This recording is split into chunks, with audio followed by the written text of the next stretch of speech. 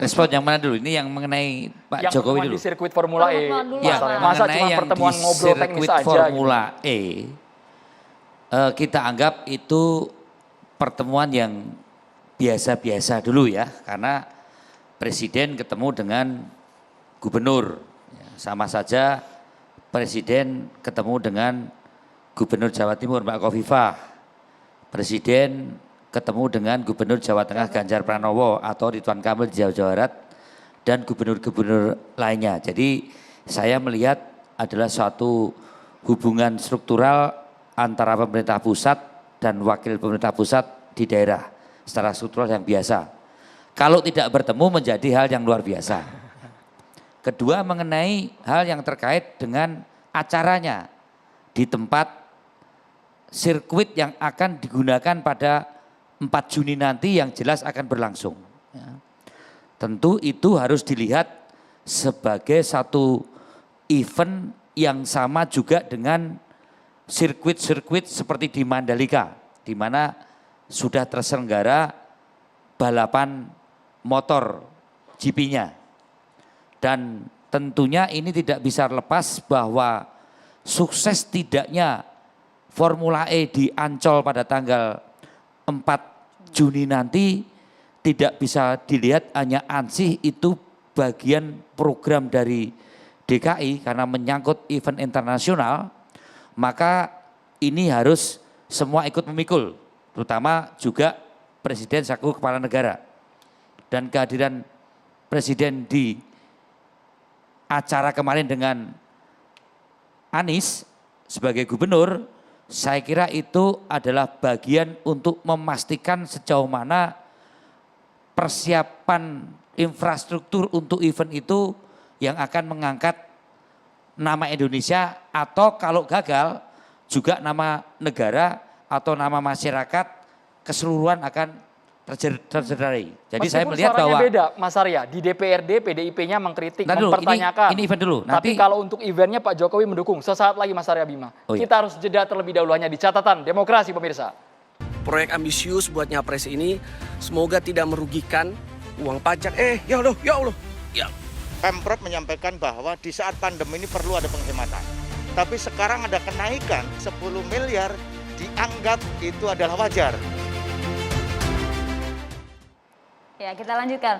Mas Arya Bima, tadi kalau menyambung apa yang disampaikan oleh Mas Hendrik, jangan-jangan untuk saat ini Pak Jokowi sudah merestui Anies Baswedan untuk melanjutkan. Kalau PDIP menilainya bagaimana? Saya tidak menarik situ dulu. Ini saya selesaikan kehadiran Pak Jokowi bahwa sangat terkait bahwa itu adalah event yang menyangkut nama negara juga kalau gagal. Ketiga, tadi saya katakan bahwa pasca recovery COVID ini event itu akan menjadi daya ungkit ekonomi juga.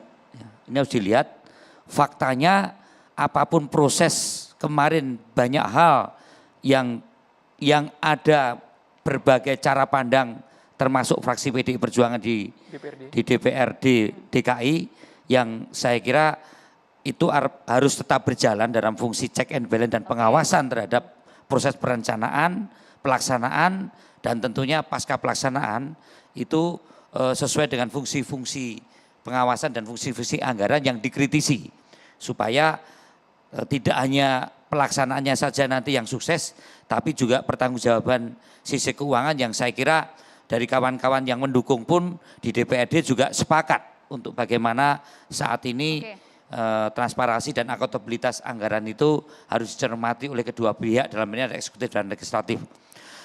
Saya tidak melihat adanya sesuatu yang mengarah pada hal-hal yang lebih politis apalagi kalau dikaitkan dengan 2024. Tapi bahwa pertemuan kalau itu Pak Jokowi dianggap tokoh politik juga dan Anies juga tokoh politik, saya kira harmonisasi, rekonsiliasi pemimpin saat ini menjadi semakin lebih menyejukkan suasana ya oleh siapa saja yang tentunya eskalasi ke 2024 ini akan kenceng ya, baik itu kalangan budayawan, kalangan rohaniwan, kalangan cendekiawan kampus dan di luar kampus, apalagi kalangan politisi termasuk juga pengusaha, termasuk juga mahasiswa.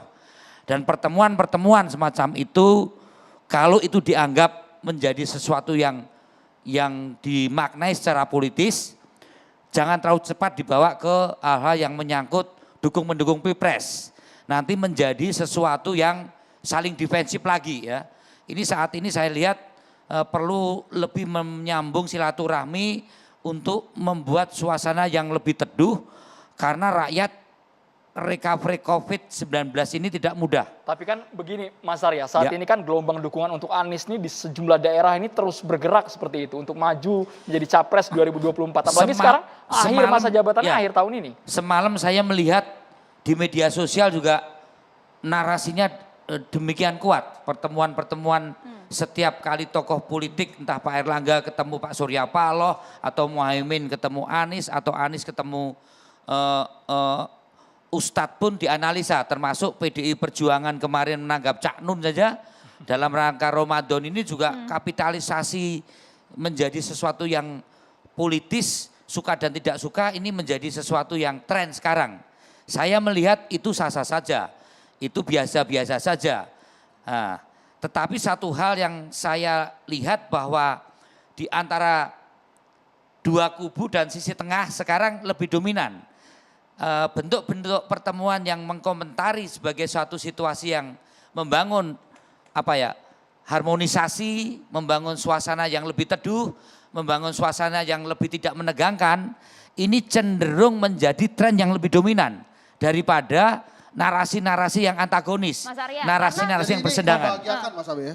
Pertemuan kemarin itu sebenarnya membahagiakan buat kita semua kan. Saya kira itu harus dibangun merajut tali batin kebangsaan, apalagi dalam situasi Ramadan yang penuh suasana batin untuk satu dengan yang lainnya. Saya mengerti.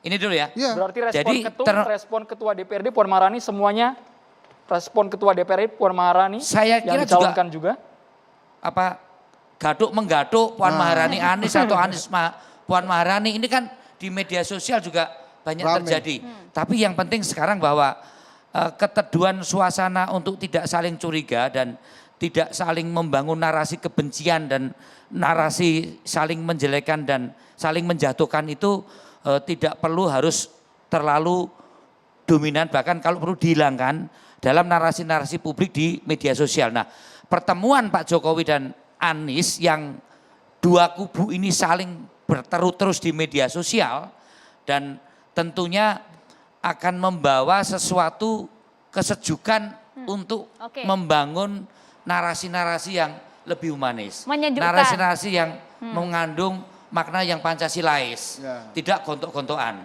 Bahwa nanti akan ada kontestasi 2024, saya kira itu adalah arena yang formal yang sah. Untuk kita itu kontestasi untuk saling mungkin menjajakan dagangannya, termasuk mungkin Anies.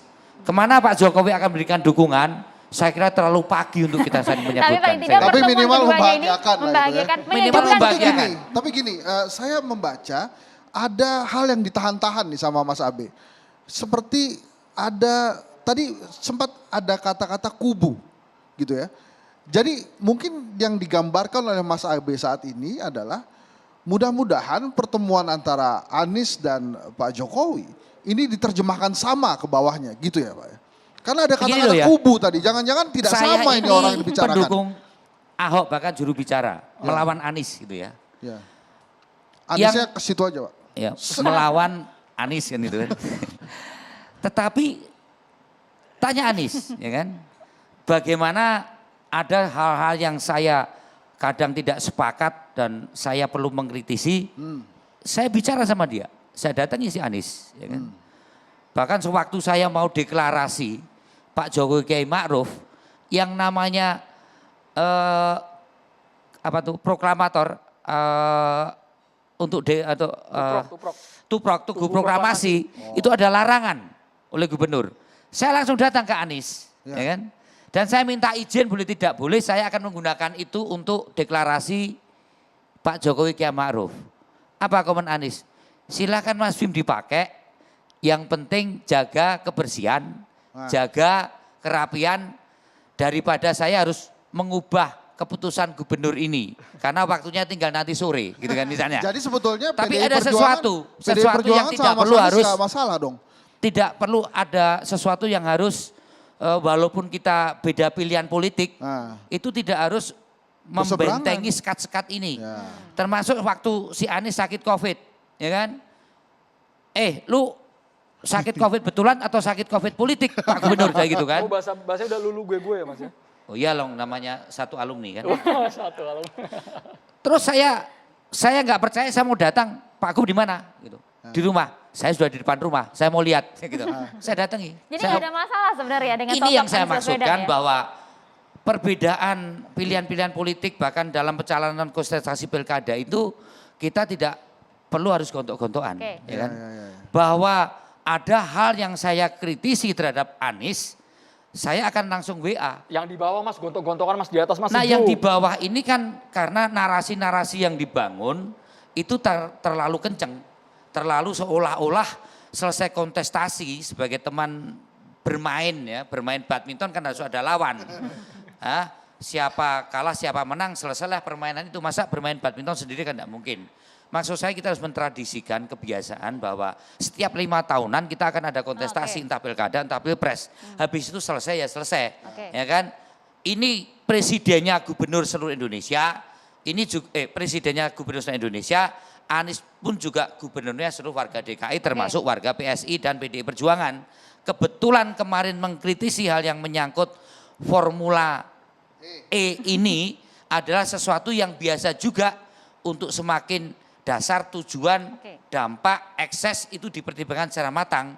Bahwa akhirnya Formula E ini akan berjalan pada tanggal 4 Juni, ini sudah menyangkut nama Indonesia, menyangkut nama Jakarta. Kalau terpuruk kita terpuruk semua. Ngatasi COVID yang saat ini aja sulit, apalagi nanti dibarengi dengan gontok-gontokan. Artinya kalau saya kira PDIP ini suatu hal yang berarti menyenangkan. sebetulnya PDI Perjuangan nggak ada masalah sama Anies Baswedan dong. Kalau tadi yang disampaikan oleh Mas Abe, baik-baik aja. Tidak pernah ada sesuatu hal yang menyangkut masalah dengan Anies terkait dengan hal yang personal. Bahwa pernah kontestasi kita berbeda masalah, sebagai kan calon kompetisi. gubernur. Ya, termasuk kawan-kawan di DPRD. Fungsi yang dilakukan untuk menjalankan fungsi anggaran dan fungsi pengawasan masih dalam batas-batas koridor itu sebagai tugas, kewenangan dan yang menyangkut masalah-masalah politis anggaran. Ini penting ini cara demokrasi.